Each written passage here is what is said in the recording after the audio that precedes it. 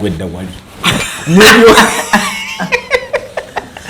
so banange omuntu bwatulabako nga tuli wano ku classic skin therapist atuleke tontekako kifuba Allan tontekako kifuba ngenda kugulawo bwente akalevu oba ogenda katuuza kuneeno kuno naka ali katula kunakalevu kuno katula kayino omuntu oba ogenda guyengeza paka wegukoma ziganawo bwente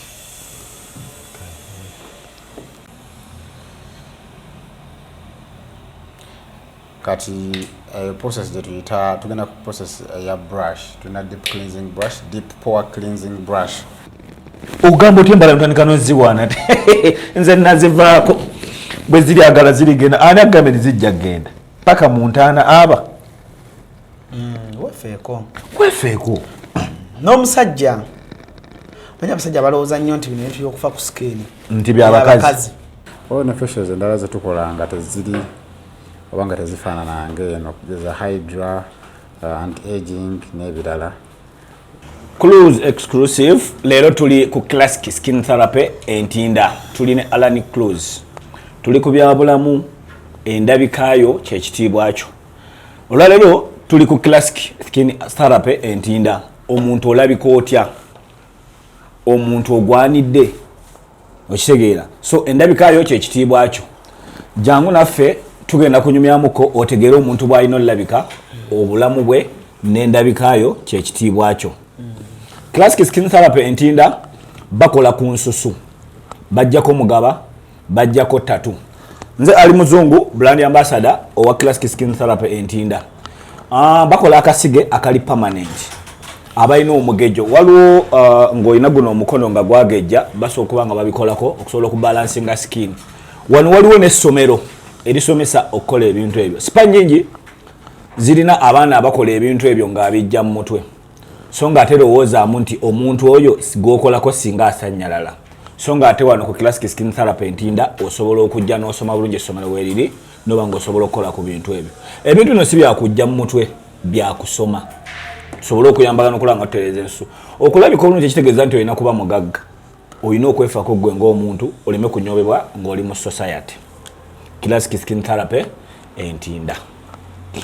Okay, kale tweyanze ngeonako lwaleero lwaki mbawadde ali Muzungu ayanjula eno it's because ye brand ambassador w'ekifo kino yalondebwa atudde ku ntebe mu kaseera kano ketukoleddemu ate era twagadde obalagako ekintu ekyenjawulo omanyi when it comes to skin abasajja abasinga balowooza byabakazi omusajja yenayina yeefaako n'agenda ne bakebera skin ye n'ogenda nojja wano ne bakebera ne bagaa nti skin yo Allan ng'eri dry skin yo gikole kino kubanga bw'otaakole bwoti skin yo maaso ejja kukola bweti ebintu ebyo abantu batusinga babitwalanga ebyokusaaga oba abamu babitwalanga ebyekikazi omusajja n'agamba nze ngende batandika okuneetumolera kusimanyi facial simanyi scrubbing simanyi biki but omuntu ng'omuntu yenna yeetaaga okumanya skin ye bweyimiridde omuntu yenna yeetaaga okumanya omubiri gwo guli gutya so bano kye basinga okukola kye baakuguka basangibwa wano entinda mu kibuga Kampala bakoze omulimu guno bagumazeemu ebbanga ddene bw'otuukawo olabira ddala abantu abalina experience ennungi so nalibadde nkusaba gwali eyo atulaba essimu ziri wansi awo bakubire bajje oba ojje wano entinda bakoleko bulungi nnyo ebitundu ebyetoolodde ntinda mwenna kumpi nnyo balina parking nnene ate ekirala omanyi waliwo abantu bamu olaga ng'olaba okuparkinga kizibu nedda balina parking nnene privacy weeri sigamba nti because fe mutulaba mu kamera nti buli omu bamuteeka mu kamera bw'oba toyagala era tebakuteekamu bw'oba ogamba nti kavidiyo ko bakaseeyo bakassaayo so ekyokujjanjaba ensusu kye basinga okumanya right now nja kuba tutandika process yaffe nga bwegenda okuba nga etambula ali Muzungu katonyo Allan bone baba bakutereza oluso tebakugwako bugwi ngoli bono ojja n'ogamba omusawo nti omutwe gunnuma nti weetaaga panado basooka kukebera lususu ozo tulina nti omuntu baba mukebera olususu balina kumanya olususu olwetaaga ki mashini weeziri so siza kuyiriba mbosome tugendeke wago ni nedda wano machine weziri bemali muloza ko nti biri bulaya nedda wano ku kilasiki webiri chovola banti abaana bajjawo babisome basobole kola spa ezaabwe spa nyingi nnyo ziri eyo abamba loza nti omuntu okugenda mu spa kwebakana basajja mbosome omuntu okugenda okukola massage okola ekintu ababe bakana basajja nedda si bwe kiri wano kukukola kulaba ng'oterera nawe tukagane n'omutindo amina obulamu bwo kyekitiibwa kyo n'endabikaayo amina so kati step gye tugenda otandikirako ddala egenda kubeera ya ndoza kusooka kebera lususu soka kebera lususu bamanye ki ekirina okugendako Allan tebakugwako obugwe nga boonogamba nti omunnyo gumu egunoze otandika okukombako wano step by step so tutandise tutya musawo ki gwe tukoze naye olunaku olwaleero abasawo bwe bali bangi nnyo basoma ensusu temalaga kusaako kintu okay so mu kaseera kano ka omusawo kajje atunyonyole nga bwe tugenda okuba nga tetandika jangu wano ssebo how are you? I'm okay. How are you doing? I'm okay. So abantu baagala osooka okumanya ani ono ali wano olunaku olwaleero agenda tukolako Leero oli musawo Julius ono classics Julius ani Omara Julius. Yes. So nakolero tutandika tutya kati no oboze of course tutandika n'okujjako ebiwandiiko byo ebikwatako tukujjako amanya tukujjako obeera kwegamba all the biodata whatever we may need to follow you up okay yes sir kale so wano tutandika nga tujjuzaamu kati no wano we tujjuzaamu buli kimu nteekamu amannya go kati no nteekemu amannya ki teekamu ALLANCRUZ ekituyambako ekyo otuleme okukwegaana kale genda maaso namba y'essimu eyo ne weeteekamu yonna si yonna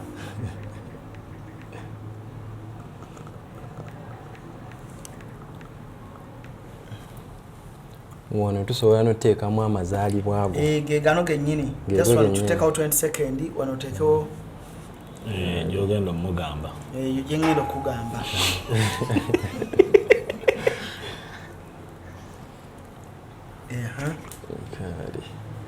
ono tuba tubimaze awo nga tugenda mu maaso kati awo tuba tugenda kukuteeka mu kino ekyuma kyekiba kigenda otuwaki skin report yo okumanya skin yo balina kugikola batya okulaba nga tukagana n'omutindo so si kuggwako kutulisa mbalabe nga twakebedde ekikaaki kye bakola ki kati nyingira ntya ekyuma kubanze kyeneesunga kati nange ngenda kukulagirira kati kino ekyuma katono nnyo nga tanayingira mu kyuma kino eno tabo ogiraba Allan bw'ojja wano oteekamu boteesi manyago nga yetaliza otusi zonna bizo zonna feesi oziraba bw'ojja wano oteekamu boteesi manyago wano wenyewe oleka nti kitegedde yes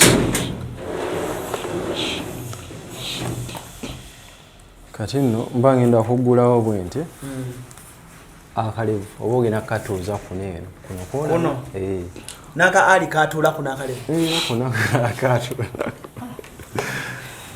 kati nno omuntu oba ogenda guyengeza paka wegukoma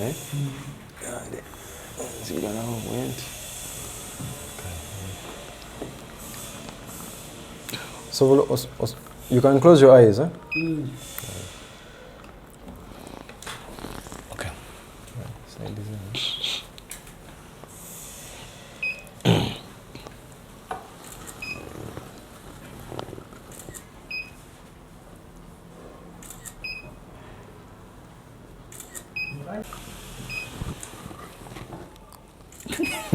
Tasimika Fesi jikakanye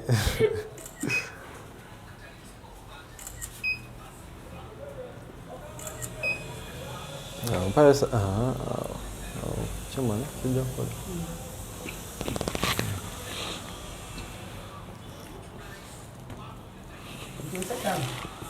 nedda ne vai sebo ngambe tusatama oli mwangambe tusetama ya kukuba agadde ekyongo oyingira Hannange ndokinze so most and accommodation kati kakisoke ki processing skin report yo mane nje nnyonnyole kati eno skin report yo baba batuwadde eno skin report yo baba batuwadde kati eno gye mba ngenda okunnyonnyola report yeeno buli kimu baba bakitaddewo wano kati mba ngenda okunnyonnyola bino nga bwenkozesa eno nga skeero yaffe kati obumyufu oba face readiness kituwulira oba skin ye eri sensitive obumyufu kasita bubanga bungi kiba kitegeeza nti ki skin ye eba sensitive obutagitekako buli kimu kati kitegeeza readiness mweri nedda kati kuggwa neno skin yo teri sensitive era ndowooza readiness weri eri mu mild kiraba kati wanene wenzira ku pores bwe butuyituli obuba ku face obwo obutonotono obuvaamu obutto obuvaamu entuyi obuvaamu n'obuviiri obwo obutonotono kati wanene tuba tusobola obbulaba ne tumanya oba buli clogged oba buzibe kati wano nabwo oyinamuko obuzibe era bwembukulaga obulungi bwe buno wanene oba olaba bunene obwa white bunene oba white bwolengamu obwo bwennyini kati obwo bwe buzibe kati ekimu ku facials zetukola kyeziba kigenda okuyambako okugjamu ki ezo pores ezenzibe obwo bwennyini bu white heads abamu babuyita bu closed comedons kati omuntu waba abulina musawo bulina bulabe ki buno bwennyini buno obutto obubeera omwo mwobwo obutuyituli obuli ku face obuwuka obusobola okuleeta embalabe mwebuzaalira obuwuka obusobola okuleeta embalabe bwagala nnyo embeera eyo buzaalira nnyo mwobwo obutto obwo obuba wamu omuntu kyova olaba otusuka ekisaana ofuna obalabe nga tomanyi gye buva oli musawo mulungi nnyo watendekebwa then eriyo kino kyetuyita profilings bwe buno obuwuka obusobola okuleeta embalabe mu lulimi olusawo tubuyita buke profilings bwe bubaako babuyita batya ali obuwuka obusobola okuleeta embalabe babuyita batya mu Luzungu classic skin therapy ntinda budde bagamba buyita ali babuyita profilings ekyozo njola kinzijidde ku papyrus gamba profilings kati wetudda ku wrinkles oba enkanyanya fine lines tongamba nti nina enkanyanya nedda toyina bwoli mu mild ekigamba oli within the normal so this is good kino kirungi wrinkles oba fine lines someone says you have a wrinkled face zange zaali mu 15 yani wawe tsolo zirabira wewano nera ndozo la face so ndichito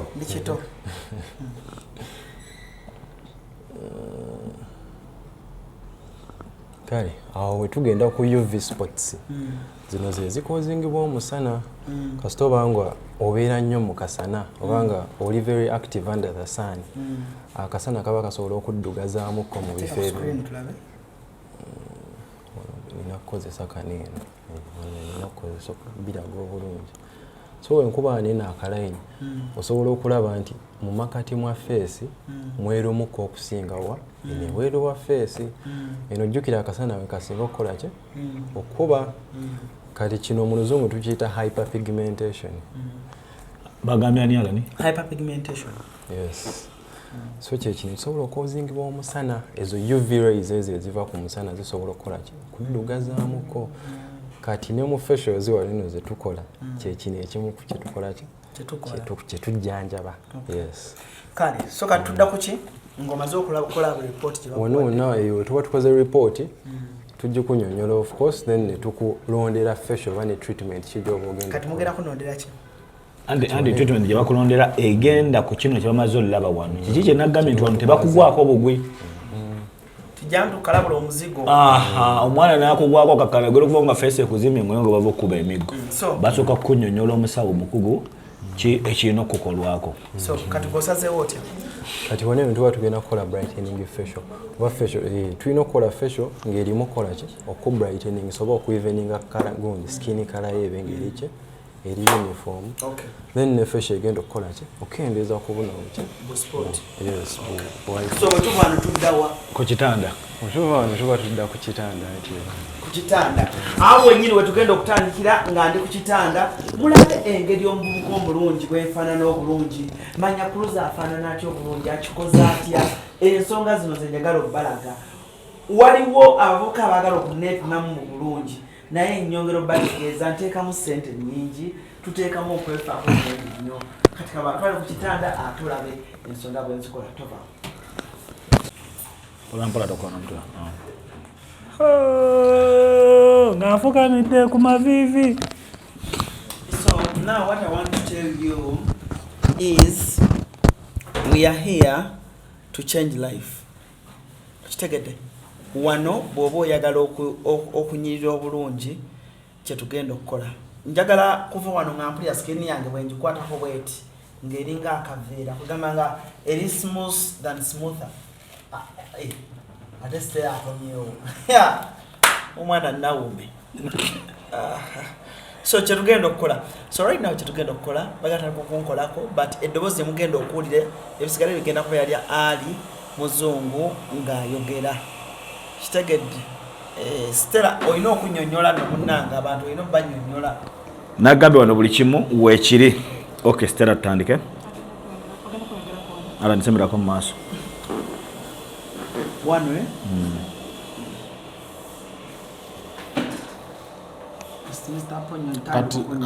kati tuwatandika okukola facial tutandika n'okukakasa nga skin eri mu mbeera otumala okukola skin analysis eri gye twatandikidde n'omanya by'ogenda okukolako. Kati omuntu osooka n'omukebera n'omanya issues z'ogenda okuba nga okolako n'olaba skin embeera gy'erimu and how you can improve it. So tutandika n'okucleansinga tukosa ka soft cleanser okuggyako ettaka oba enfuufu yonna emubaako. Just ettaka kati obanga singa obadde mukyala ng'olinako ka makeup n'ebizigo awo tusooka ne tuggyako ebizigo ne makeup. Ekirala ku classic ebintu byakuteekako ebyo kyekiri kyagala nti basooka kumanya ki ekirina okugenda ku face yo. Bw'eba eri sensitive so sikutwalako kintu n'ovaawo ng'ozimbye. Kyekisooso kyensonga lwaki basooka kukebera. Era ne products zino tukozesa ojja kwesanga nga mwami Allan productszetumukozesaako si ze zimu omuntu oba ali ze tunaamukozesaako. Singa tukizula skin eri sensitive olwo ntabena skin ziri sensitive oba skin z'entondo. Kati ng'eyange ey'omuzungu. Kati ng'eno ey'omuzungu. Kati tukozesa products nga ziri gentle ate nga ziri somehow mild nga tezijja kuleetera skin. Then waliwo skin enfirika kati ng'eya Allan eno skin enfirika gye tugibuulya kyonna kyereeta ekitomera. Y'emutungo. Yalaba alaba dda.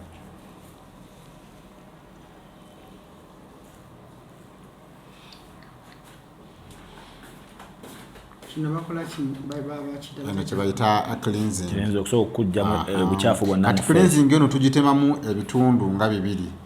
Waliwo kye tuta deep cleansing ze zijja okuddako awo mu maaso. At least kanu ke tukola kanu ka soft cleansing tuba tujjako just makeup bw'oba omulina oba n'enfuufu just. Kati then cleansing yennyini gye buyita okukuuta oba okugogola kwe kuddako mu dakiika eziddako awo. Okugogola tukumenyaamenyamu mu mitendera ng'esatu. Awo kye tuyita exfoliation oba mu kye bayita scrubbing. Then waliwo n'ekirala kye tukozesa akuma kapaketa ka scrubber. Then waliwo ne dermabrasion. Ebyo byonna processes ssatu za njawulo naye zonna zikola goolo y'emu. Kati singa ekko liba lyalemeddeko ku scrub then liyinza obutawona dermabrasion. Ate dermabrasion bw'eririmwa scrubber kaba kuuma tekajja kuliremwa.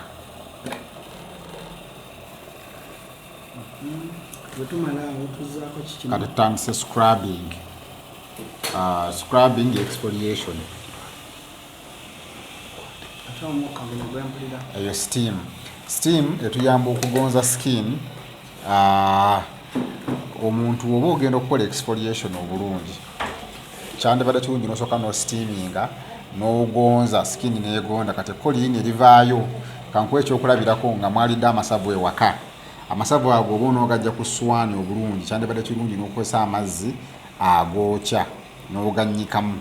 Omala oganyikamu n'olyoka oyoza amasuwani kati tuba tukola scrubbing tuba tusoka into steaming skin pores ne zi softeninga ziyambako okudilatinga oba kunanukamu nojjayo byonna bijjayo obulungi era process za deep cleansing zonna tugenda zikolanga kuliko steam eyo esebo kibaga kubugumya amasavu gali agakolimu nga tosobola kujja n'okukola facial osobola okukola ebintu ebyangungu ekimu ku kyo kwe scrubbing ka scrub osobola n'okagula mu dduuka ba supermarket emitwalo ng'ebiri gumu kitundu ne bu steamer nnaku zino bwangu nnyo twabukozesanga mu covid ne we steaminga ne weekolanga ka simple home care routine.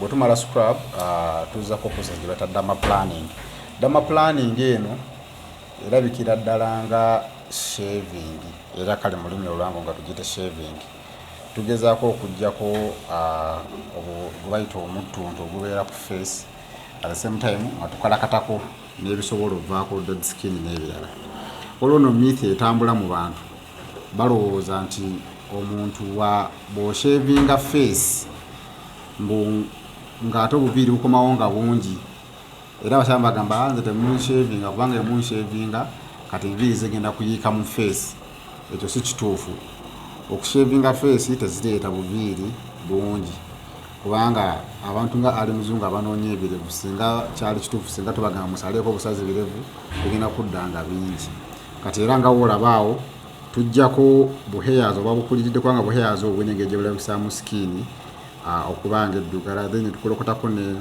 debris oba dead skin ebakyumunetinze ku skin. Process ya scrubbing gye twakavaako nene ya dama planning ne process eziddako ebbiri zonna zigwa mu category eya deep cleansing. Bino byonna bye tukola tugezaako kukokota skin kujjako ko na bintu byonna ebiyiza okuba nga byekwatidde ku skin okugireetera okulabika mu mbeera etasaanidde. Kati n'oluviiriviri omuntu obeera n'obwoya mu face naye nga tosobola kukibulaba nga tebulabika nga butimi. Ate nno kubambe kuti naye abakyalo omukyalo osobola omushavinga n'ositula giraavu nnamba eya hairs nga buyitirivu. Tegeeza asobola n'okukumwa ku kyenyi wano. Ate ekyo kyana kyabwereere. Kyenyi byabwereere oyinza n'okuyitawo obuyisi ne bakumuwa ekyenyi n'ogenda nga tolina gw'osasudde. Tonzana tuyamba buyambi okutubuuzaako naye noba totubuuza ffe tutinaako buzibu. Nga mukimwanga ngenda. Ng'oyongerayo. Kale gamba mbuno kiwedde okumwa kibulako mbalabe.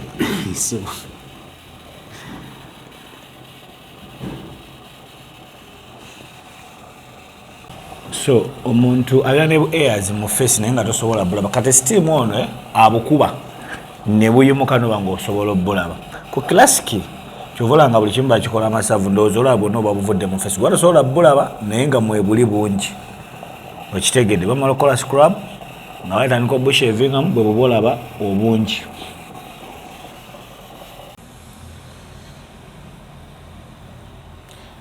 Kati process gye tuyita tugenda ku process ya brush tulina deep cleansing brush deep pore cleansing brush tukozesa wash oba gwandise sabbuuni. Wash ezi zino ze tukozesa tugenderera obutakozesa sabbuuni oba wash eziri eza bulijjo. Bw'oba weetegereza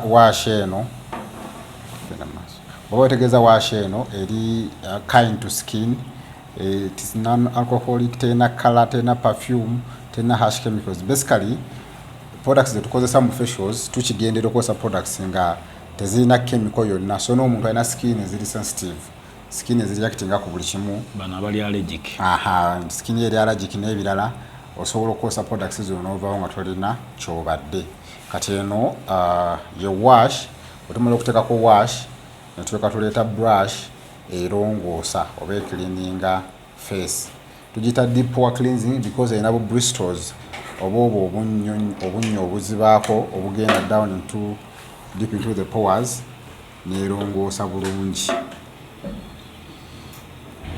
Ebintu bino okutwaliza amu tebiruma era binyuma.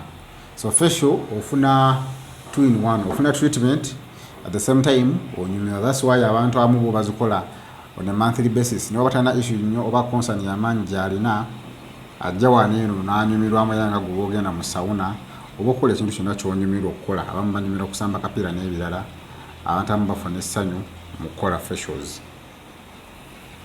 Naddala nga facial ekoleddwa omuntu amanyi, of course omuntu waba tamanyi kyakola esobola okufuukira nightmare akabasa. Kati tugenderera okukola ne mu bulago kubanga ebiseera ebisinga abantu abasinga ogenda okwesanga obulago obwo bwaddugala, obulago buddugavu nga bwakwata bwonna bakuyita kusaakaasiira olakaasira. So tukuuta obulago ate ebisanga ku bantu abaagala ebirungi nga ono Allan n'obulago osuula eri n'osobola.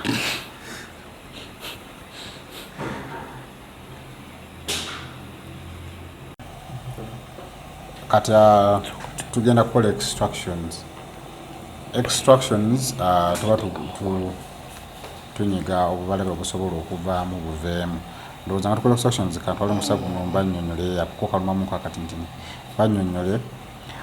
Si buli mbalabe nti bagikola extraction. Tulina ebika by'embalabe 6. Okyo tuyita blackheads, tulina whiteheads, tulina cysts, tulina nodules, tulina ne pustules. Kati waliwo ebika nga byo tebyetaaga kunyiga. Then waliwo ebika ng'osobola okinyiga n'okijjayo.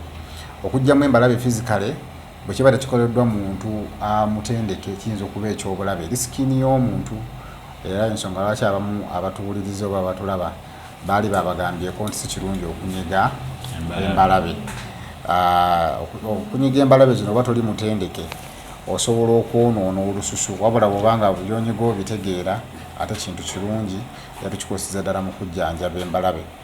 Omuntu asobola okunyiga embalabe kangeze wenyize wekkeeyo ewaka ng'obadde n'embalabe 3 kyokka ate n'ojjamu 10 bw'oba tomanyi kyakukola.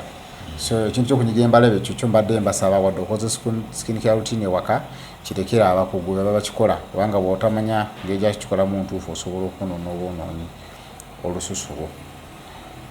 Mwami Allan ddala katalina nnyo biri awo byakunyiga. So process gye bayita dermabrasion. Tulina kye tuyita micro dermabrasion ne macro dermabrasion.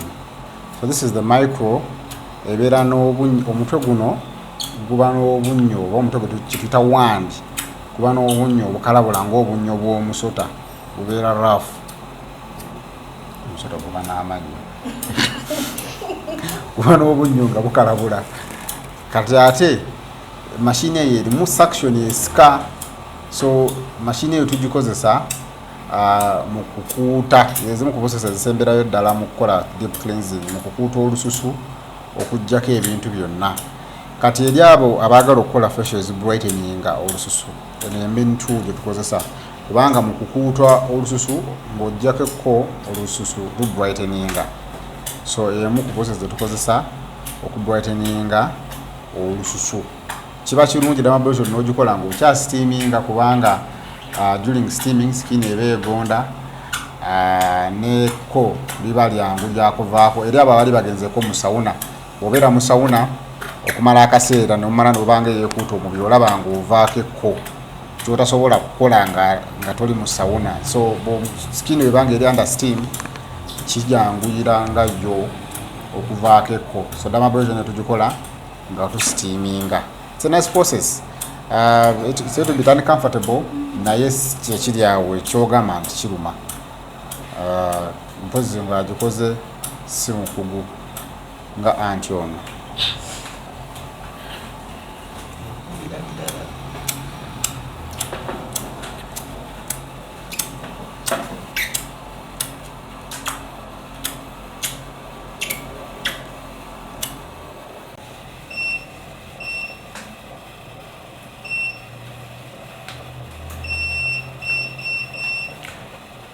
kati kino kyetuddako gye bayita skin scrubber. Scrub eno kalinganga kambe gyetukozesa step esembe ddala mu deep cleansing okunuunamu amasavu oba okuwala kata okugyamu amasavu mu lususu, era bw'okatunuulira olaba amasavu ago ge tuggyemu agalivaamu. So kyekisemberayo ddala nga tukola deep cleansing procedure yaffe. So bino byonna tubikola lwa nsonga nti abantu abasinga irrespective of the cause oba the issue eyakuleese wano, deep cleansing buli omu agyetaaga. Mu facials zetukola tulina facials nyingi, tulina deep cleansing, tulina brightening, tulina anti-aging, tulina hydra n'ebirala byonna. Buli facial gyetukola this procedure yeba erina osooka, ye basic procedure before we branch off to your respective concerns. Kati tumala okukola procedure eno eya deep cleansing olwo ntuleka tutandika okukola ebirala. For example wabanga ekyamulese wano wa myaka gyegimusumbuwa kati olwo ntuleka ebintu by'emyaka. Bwe kibanga kya dark spots ne tuweta procedures ezijanjaba dark spots ebintu webityo. Naye nga this one is a mandatory process eri buli muntu abazze. Emyaka gyegimusumbuwa kyekiriwa? Myaka ekusumbuwa kwe kukebera ng'olina enkanyanya biki biki netuzuula nti oli wa myaka ebituufu olina emyaka 31 naye ate skin yo ya myaka 4. Kati awo tuba tugenda kukola anti-aging facials. Kati mu kyo tusooka kukola bino then tuka tota procedures za anti-aging facials. Bwe ziba nga mbalabe ze zikusumbuwa ze zaakuleese tutandikira mu bino then tuyoka tu branching off tuyoka tutandika okujjanjaba embalabe zennyini.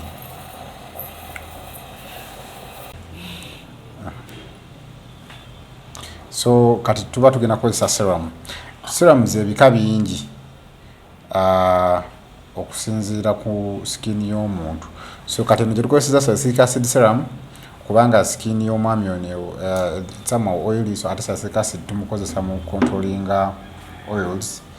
Era naawe ali eyo nga tomanyi skin care routine sobola okubbirako singa oba olaba skin yo nga erwalalwala embalabe, emu ku birungo by'olina okugula salicylic acid mulungi nnyo ku bantu abafuna embalabe. Kika ky'embalabe kyonna ekitegeeza ankompake kali kemusooka okukebera omuntu namanya skin y'omuntu egendako oyiro ki muleme mugwako, kubanga abantu abasinga tugenda kukaanya nti abantu abasinga bonna abalina embalabe embalabe ziyinza okuba zajja lwa nsonga ndala naye gwe ebintu by'okola bizifyoweringa bizongera amaanyi.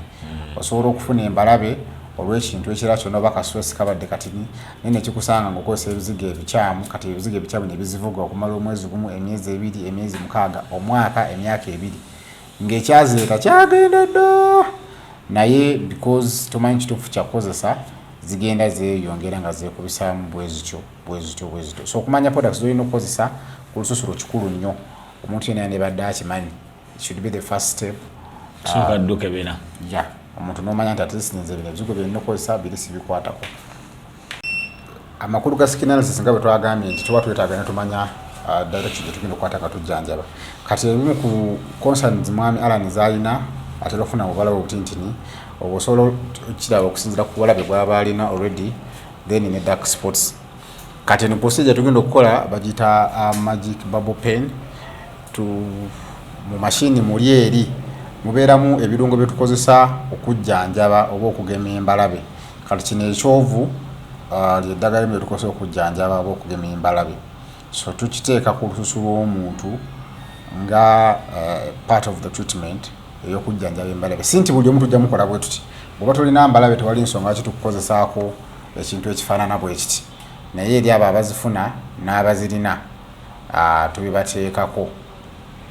Ensonga lwaki osooka kukeberebwa okumanya ki ekirina okugendako. Exactly. Olubuto olutagenda mu butungulu tebaluteeka mu butungulu. Webale nnyo. Waliwo enva ze bafumba nga tezeetaaga na nnyaanya. Basirya nnyama teri nsonga ekuweesa supu. Webale nnyo. So eyo gye tuyita radio frequency. Radio frequency ye procedure gye tukola okustimulating formation of collagen and elastin. Abantu abamu ekigambo collagen bakiwulira naye tebamanyi kyekitegeeza. Collagen is the ability of the body to expand when external force is applied. Ate elastin, ability of the body to go back to the regular position after an external force is applied. Kati ebiseera ebisinga omuntu aba skin ekuliridde ng'ekulese mu myaka, kiba kitegeeza nti collagen wo akendedde oba elastin wo akendedde. So that machine stimulates the formation of that. Kiba kitegeeza nti machine tugikola mu process ya anti-aging. Kasobola banga omuntu omutaddeko ka machine ako tuba tugezaako okulwanyisa myaka, era kye tukola wano eno. Kali to be uncomfortable ensonga lwaki olaba omuntu abanga atemereza naye nga kali completely mu buufu bwe bumu. Posidi eri gye tubaddeko neeno zonna zikola omulimu gwe gumu za stimulatinga formation of elastin ne collagen mu lususu lw'omuntu. So zonna zikozesa idea ya radio frequency. So bwe tukola awo tuba tuzuukusa butoffaali. Butoffaali buli responsible ku elasticity ya skin. Tugezaako okuzuukusa okulaba nga omwami ono skin ye maakinga emyaka gye nga wabagamba nti wa myaka 24 temuwakana. Ebintu by'okuwakanira emyaka gy'abantu tubikolako, era oba oli eyo nga bakuwakanira bagamba nina 23 bagamba olina 3. Jangu ebintu ebyo tubitereeze paka bwe banaleeta evidence olw'enkukunala nga bakuzaala mu 1998.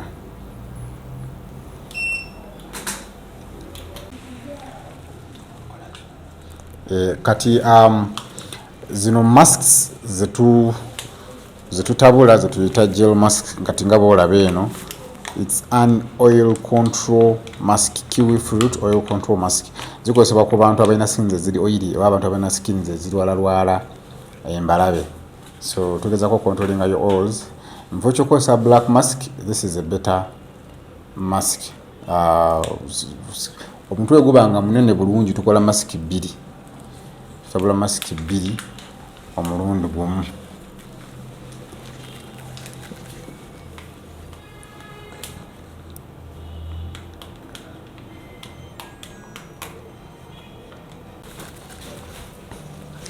So mask eyo tuba tugiteeka ku face yonna okuggyako ku bituli by'ennyindo byokka.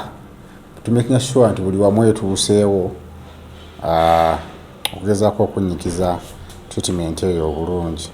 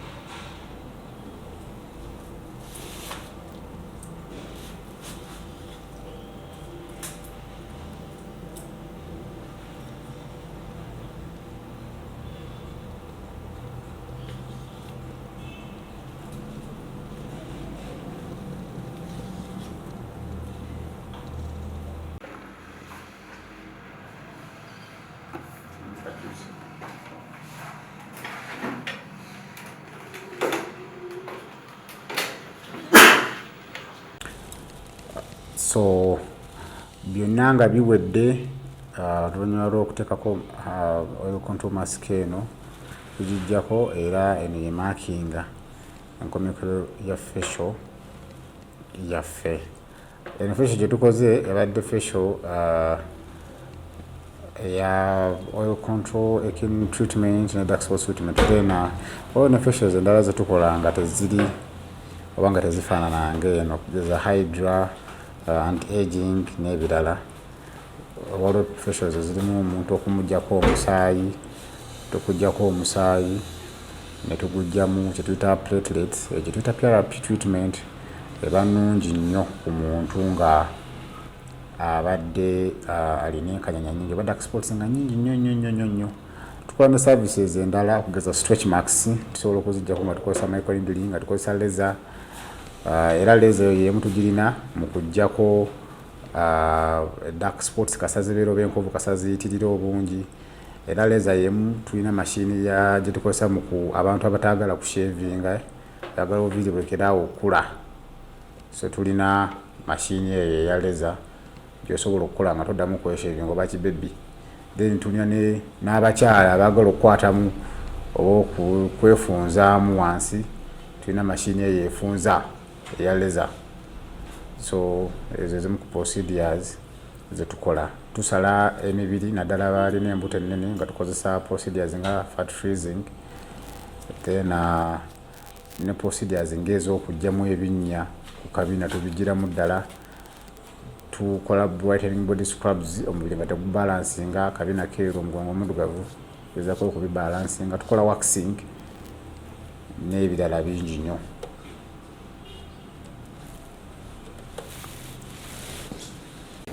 Classic skin therapists wetuli nagambye bwe kijja mu kujanjaba ensusu, bwe kijja mu kutunuza obulungi. Oli mugole ogenda kuba wetegekera emikolo gyo, jangu wano ebintu obenga obikola ng'obudde butala oli mupakuka, jangu bakunyonyole bulungi olususu lulina okuba, jangu naawe atagenda kukola mukolo gwonna, jangu obeerewo, jangu weekebeze, jangu okebere olususu lwogambe nti bane nyine nkebere olususu lwange olususu nina type ki, lwaki nina obuzibu buti. So byebikolebwa lunaku lwaliro tuvuddeyo eri ate gye bankoledde kafesha akabadde ak'omulembe ddala, nange mpulira ddala ng'ate olusu luba lukyuseeko, owulira nga skin y'omu face ekyuseemukko. Onaawe bw'oba ondaba ondabira ddala nga akasusu kali maridadi sana. Olunaku olwaliro nga tumaliriza njagala osooka okuba nga tunyumyamukko ne ali Muzungu akyokka tubuulire ekintu bo abakiwangaidde mubawangaliddewo batya. Then oluvannyuma tujja kwegattibwako director Mr. Paul atubuulire ebisale bitambula bitya. Kyemmanyi obwedda mulinze bisale. Then Mr. Paul yajja okuggalawo tuve wano. Owaaye munywanyi ekintu kirungi njagala okugamba ekintu kirungi kyandibadde kirungi buli muntu yenna nayenjoyinga. Ekisooka Allan kyenasanga ku classic twalinga tubiraba mu firimu nga tulowooza nti ebintu ebirungi birina kubeera mu nsi za bweru, naye wano mu Uganda ebintu ebirungi bwebiri just lwakuba nti ffe tubitiisa amaaso nti byabagagga nnyo bya bbeeyi, so n'omuntu wa wansi okisobola. Classic kyerina nti esomesa. Allan kibi nnyo omuntu okuba nga tolina mulimu gwa mutwe. Si buli muntu omulimu gw'okola gwe wasomerera, olina okuba ng'olinako omulimu gw'omu mutwe. Baana bangi bavuga boda nga babatikkira, osegeera. Baana bangi bali mu kusiika capati nga batikkire, baana bangi bali mu bwa kondakita, osegeera. Naye bw'ojja ku classic n'osoma ebintu ebyo noba ng'osobola okuba ng'osobola okutandika supaayo, kitegeeza oba ofunye certificate. Wano bagaba certificate. Bano basomesa ebintu ebyo babisomesa nti osobola vano n'ogenda n'okola ebyo ate mu kusomesa bakutogedde nno mu kusomesa ne mashini z'osomerako weeziri. Ofuna omukisa okukwata ku mashini. Bw'oba wakupima butto ne butta abeera gw'olina oppima. Ffe twabeeranga mu kyalo nga olunaku lwokuna lwabeeranga lwa art and craft ne muleeta enjeyo ne muleeta olwo n'olwokumaala obusakati lumu saba Allah atusaasire. Era nkubuleko Allan buli omu alina omukisa gwe by the way. Nze bwe nerabako mu myaka 10 emabega n'essaawa zino nga nsobola okutuula naawe n'entula n'abantu ne bagamba nti nalabye Ali kangende ku kilasiki nenzija ku kilasiki abasoma abagenda mu bazungu ne batwa ne banga nti ali twagala obere brand ambassador kitegeeza nti niko mukisa gwa Katonda mutegera sasoma nnyo kigenzo no malonga nti ali yogera oluzungu okumala eddakiika 2 nga nebo bagambye how are you awe robo ina kunteeka mu kkomera naye alhamdulillah kakati Allan fe twabeeranga kusoma bakutuma obusa ku Monday nga muleeta oluku ku Lwokubiri njeyo ku Lwokusatu akakumbi naye obwebwa okumanda obwebwanyumiranga ennyo nga tumanyi nodwawuza muno gankunyulira ku gweyo ngembokeka olwero okumande labye tuli kunyumya antire kyagamba bano banyumya biki mwana wa mukaga antire kyabadde ku mugati omusige wasanga bagubuusa busago bakubisa banne olunaku lwa Mande nga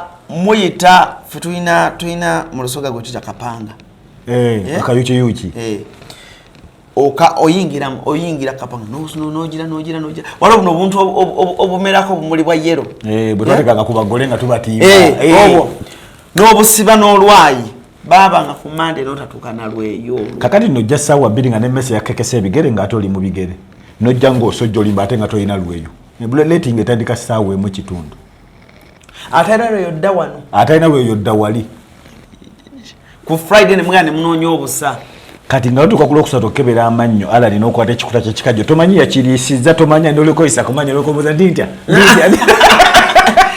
lwakebera ku mannyo envunza abawala batayambadde empale abalina ensekere abatasenyeza mannyo ekkonga batukwata wano bwe wati omusomesa kyakola ano bwali dda wali gwe dda wali nebyo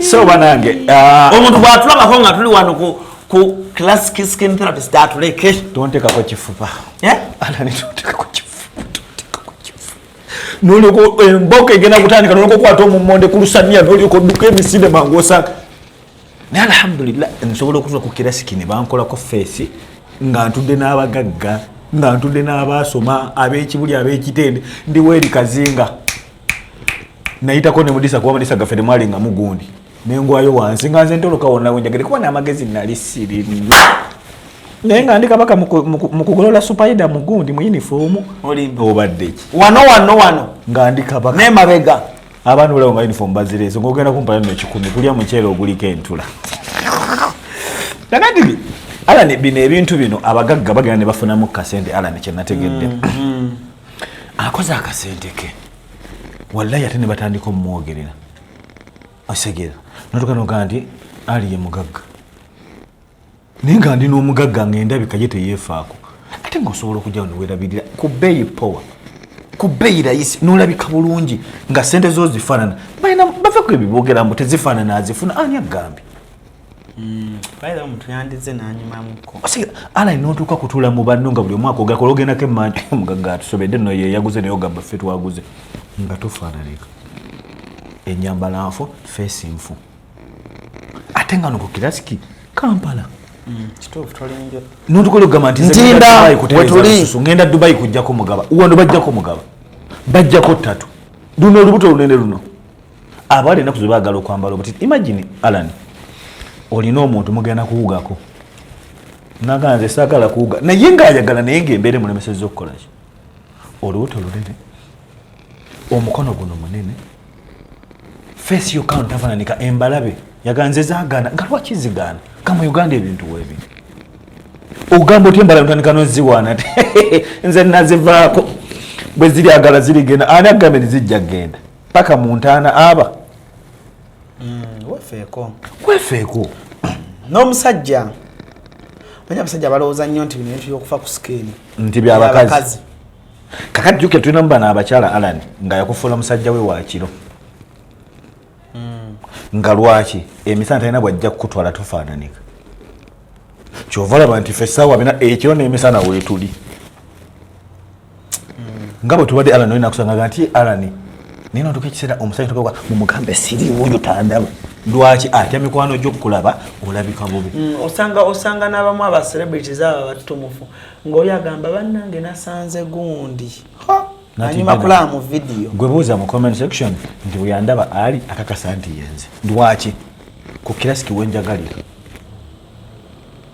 nzuno Allan nkwata kundabi nkuteko munna ate nga mbaddewo akaseera ate era kyenkwagalako nti tola nti olina abawala bangi naye era ate si ofunayo oluusi n'ogamba nti ono kantwaleyo ono tugende babiri abawala bonna bangi bannyinaze ne bennasoma nabo oba totegeza bawala ki bano boogira kuba omusajja musiraamu nina omukazi ogwo ng'osiire mumbwa nina omukazi ogwo oli otya jjajja wange mu kyalo obulamu bugamba butya akansubira oli bulungi oyo kwesiva yavugirira sengandabika bwete anyway so omuntu yenna omuvubuka yenna jangu ko classic olabikako bulungi tujja tandika okuba nga tukolerako wano show zaffe ez'enjawulo ez'okulabika obulungi Allan enkovu tulinamu enkovu nga zaatulemerako ne wano byonna zivaako tulinamu enkovu bannange Allan nga muntu ate akola bwati nga enkovu zaagaana wano ku classic zivaako toddeyo n'otandika okugiwaana enkovu kwenzijuukirira muganda wange yankuba ennyondo va mu kuwaana enkovu genda ogijjeko abamu ayagala okwambala kasikaati twalinyanga piki yatwokya guno okugulu kuno okulaba ng'olinnya piki sayidi eno toswana kulinnya piki tulinamu abamu ng'ayagala okwambala kakundisho mugabo ono omulaba nga galinga amabwa ebyo wano wonna lugero so enamba zojja okulaba wansi awo zojja okuba nga ate okubako ensonga zibenga zitambira ddala bulungi nnyo mu kaseera kano njagala kwerekereza Ali then twogereko ne Mr. Paul atubulire services kyezirimu era akasente kayimiridde katya gwe yandyagadde okuba nga ate otwegattako fannengaffe tujja kuba tulina show yaffe ey'omusajja okulabika obulungi classic tujjanga kujjawo tubawe show yokulabika at least buli mwezi tubaisho okulabika obulungi nga tubeera wano ne tunyumyamuko ne Mr. Paul ajja kubeera part of us tunyumyengamu tugende bana omusajja asobola okulabika obulungi bannange eri omusajja muno gw'osanga ng'awunya bubi sente azina naye awunya bubi ebyo n'ebisinga mu mawulire gaffe agaddako kati ne Mr. Paul tuve wano okay so nga tumaliza show yaffe tulinayo eddakiika zaffe mukama waffe Mr. Paul agenda kubanga ate yogerako erimmwe yenna nnyini nno munnange tudde na mugagga mwennyini yagenda otubuulira Mr. Paul mbuuza kuba tulaba balamusizaako mwenna abatulaba era abatuwuliriza amanya nze Paul Kamonyo era nga nze omusawo omukulu wano ku classic skin therapist tuli Ntinda tulina branch gye mulabako yeye Ntinda ate tulina n'endala eri wabweru wa Uganda eri Congo tulina n'endala ezijja mu nsi ez'enjawulo naye sofa mu Uganda tukyali wano twebaza nnyo baklaasi baffe abatuwagidde okumala ebbanga lyonna lye tumaze wano tuli bantu abakola ku nsusu z'abaami n'abakyala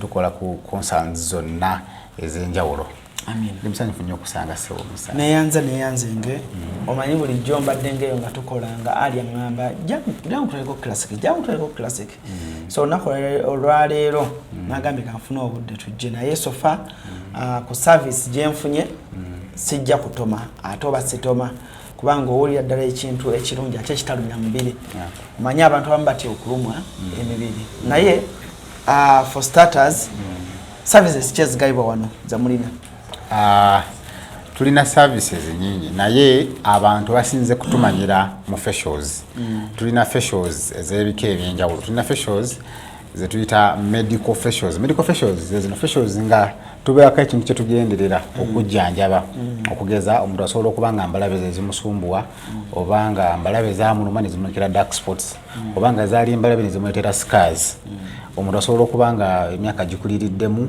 skin esobola okuba nga eri oily nnyo oba nga eri dry nnyo tukola facials ezo nga ziri intentional nga zigendererwa okujjanjaba ekyo ndowooza kigattemu oba ne ssente nkyogereko lumu kati facials unlike other services facial gyokoze omuntu oba gye twatandikidde tulina ekyuma ekikebera olususu kati ekyuma ekyo tukisasuza emitwalo 2 lwansonga nti naye tukisasula omulundi gumu mu bulamu bw'ojja wano mungi gw'ososola okujja lusasula emitwalo egy'ebiri tukujja ku details zo notubulira emyaka gyo gy'obeera n'ebirala kati ne tukukuba ebifaananyi ebyo ebifaananyi bituyamba okumanya olususu obuzibu olulina ne treatment plan nga bwegenda okubeera kati bwe tumalaawo ne tuka tuyingira mu rooms kati facials zino tuzirenjinga oba tuzicharginga okusinziira ku heaviness oba ku bintu bye tugenda okukola zo zitandikira ku mitwalo 8 kati gwe gyokoze eri mu mitwalo 12 tulina neze emitwalo 10 tulina neze 15 tulina neze 2 tulina neziri ez'emitwalo 25 ezo zina treatments eziri deep okyokugeza PRP emitwalo 25 tukujjako omusaayi ogwo ne tujjamu platelets ezo ne tuziza mu face so process engege eri empanvu mu konti processing omusaayi n'ebirala z'ensonga kyakasente keyongeramu yameka eba ya mitwalo 25 yes naye nga zo zitandikira ku mitwalo 8 then bwe tuba tuvudde ku facials nga tugedde ku service endala eddakaawo tukola body scrubs bye bino abantu bibajja ejo ngendo kuddako ojja nojjamu bulungi engoye naye baka ku kitanda body scrub osobola ogikola olw'ensonga bbiri osobola ogikola lwa nsonga oyagala kulirakisinga abantu bazikola nga bagala kulirakisinga nakunyumirwa naye tosobola ogikola nga treatment eri abantu abalina emibiri egitabalansinga wano weeru wali waddugavu kati body scrub naddala gye tuyita brightening body scrub tugikozesa mu kubrighteninga okubalansinga omubiri gubeere nga gwonna gufaanagana bwetuva ku body scrubs za mitwalo esookerwako ya mitwalo 8 eddakaawo ya mitwalo 13 bwetuva ku body scrubs tugenda kudda ku issue endala eya laser kyuma naye ekyuma ekyo kikola services ez'enjawulo tusobola kikozesa ku bantu ng'olina obuviiri n'eri e Kampala ng'okooyo ebintu by'okuswa akamwanyo kakuyisa bubi okujja ebituututu soosaawo n'okola laser obuviiri obwo ne butaddamu kukula ate era nga njayogera ku buviiri osobola okukola waxing abantu abamu kati wax yono gwe basika wax oyo mulungi nnyo nti abalina enkwawa ezaddugala bwokola waxing enkwawa ziba zirabika bulungi n'ekyokubiri waliwo emipiira egimu gye tusamba nga jjo amazima gyetaaga nga ekisawo ekiteeketeeke bulungi wax amanyi oteekateeka awantu ali yakangamba nolikanga okuba kyebagamba ine mpira gyasamba nga serayiditako eyitawo obuyisi so waxing naye tumukola katuddeyo ku laser tina laser ejjako enkovu ne stretch marks abantu abalina mugaba okwoseza ebizigo okwoseza sabuni simanyi no oyiro wairi simanyi no yavaawa oyiro zonna ziganye zikwonoona bwonoonyi laser will never fail you when it gets to stretch marks enamba za fezo gwe zisindikeko bagambye mu nsindikire ku bujulizi buno si bupangi tulina abantu bennyini betukozeeko ne ku page zaffe tulina abantu betukozeeko ne bawonera ddala reje jako stretch marks ejjako n'enkovu bwogenda ku page zaffe ojja kulabako abantu omu kubo ye Subi Queen olw'enkovu gy'abadde alina wano mu kifuba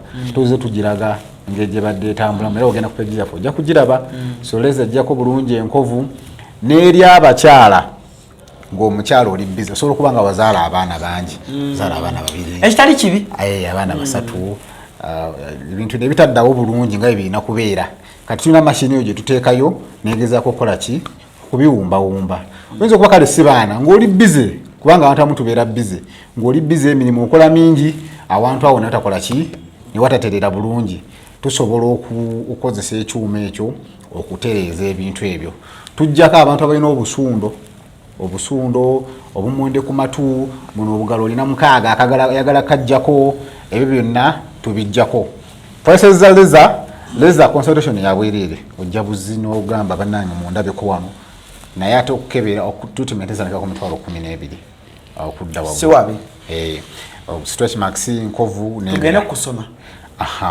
kati ebintu byonna weebiri tubisomesa tulina essomero bayita Kampala School of Aesthetics era nze director wabyo essomero eryo liri licensed tulina ne center number tutuuza n'ebibuuzo era mu December nga 6 tugenda tuuza ebibuuzo tukuwa certificate ebya UNEB kati teba UNEB eba DIT Directorate of Industrial Training ebibuuzo tubituulira government ya Uganda yebite Ministry of Education and Sports kati UNEB ekoma ku senior 6 kati otutukawa neno tulina UBTEB tulina ne DIT n'aba university bayina ebyabwe kati ezo institutions ebibuuzo bino tebibira bizibu oyinza ogamba nti nanjagadde okusoma naye ate nze nakoowa okuwandiika DIT certificate guni government verified yes eva mu government ne woba ogenze mu America bwe bategenyere mu system babeera baliraba yes ate bino ebibuuzo bibeera byangu mwana wattu nti temuli kuwandiika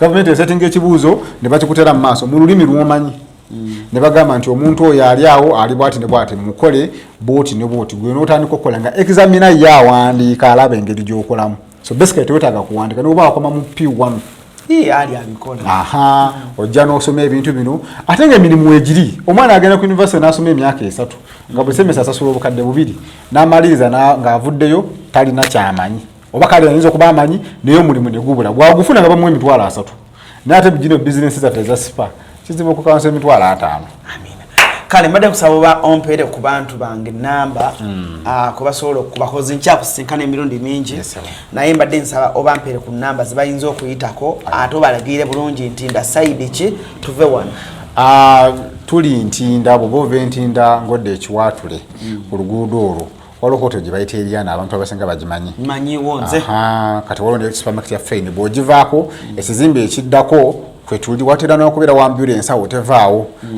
kampani bagiyita Classic Skin Therapist era ekikubo ekipande kiri ku kkubo ojja kuba okiraba enamba zaffe z'essimu 0754 53 11 15 oba 0781 82 70 70 tukubireko bweyagala okwebuuza ebintu ebisinga consultation eno asookerwako bwabwereere tukubira n'otwebuuzaako n'oba oli wasobola okuwa amagezi ku bwereere neweeyamba yamba eyo bwolituukirira okujja eno nga tisi olina wootuuse mu lugendo lw'okutereera kwa sikiiniyo amina tweyanze nge for now ALLANCRUZ gemanya mbadde ne Mr. Paul ng'akubuulira ebintu nga ebikwasaganyizibwa kyotategedde kwata essimu eziri wansi awo zikube paka kuwulira bubi bajja kuba bakwata bajja kuwulira bawuliriza bayina abaana bakkakkamu gwe ne bojjangwa gwe asinga okubeera lwafu otya bana abaana bawano bakkakkamu bakkakkana ne bakuwuliriza